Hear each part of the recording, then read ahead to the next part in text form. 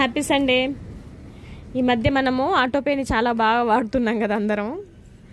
దీనివల్ల ఏంటంటే మనకి టైం సేవ్ అవుతుంది, కరెక్ట్ టైంకి బిల్ కట్టేస్తుంటాం.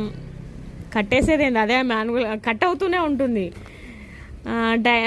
మనం గుర్తుంచుకోవాల్సిన అవసరమే లేదు, దాన్ని ఫైన్ పడదు. అదొకటి మంచిగానే ఉంది. కాకపోతే మన దాంట్లో సఫిషియెంట్ బ్యాలెన్స్ లేదనుకోండి, అప్పుడు ఏంటి పరిస్థితి? మనీ ఇప్పుడు బిల్లు పెరిగినా తగ్గినా మనం చూసుకోము, అది ఆటోమేటిక్గా కట్ అయిపోతుంటుంది. యూజ్ చేయని సర్వీసెస్ ఉంటాయి, కొన్ని ఓటీటీలు అలాంటివి సబ్స్క్రిప్షన్స్ తీసుకొని ఉంటాం. అవి వాడము, చూడము, ఏదో ఎప్పుడో ఆటోపే సెట్ చేసి పెడతాము, అది అమౌంట్ కట్ అవుతూనే ఉంటుంది, మనకు తెలియకుండానే కట్ అవుతుంది. ఇప్పుడు ఎలా అంటే ఫిక్స్డ్ అమౌంట్స్ ఉంటాయి చూడండి, కొన్ని ఈఎంఐలు కానీ ఇన్సూరెన్స్లు కానీ, అలాంటి వాటికి ఆటోపే పెట్టుకున్నా ఏం కాదు, ఎందుకంటే అది ఎప్పుడు ఒకటే బ్యాలెన్స్ ఉంటుంది.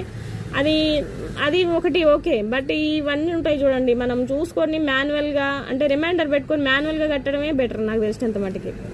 మీరేమంటారు?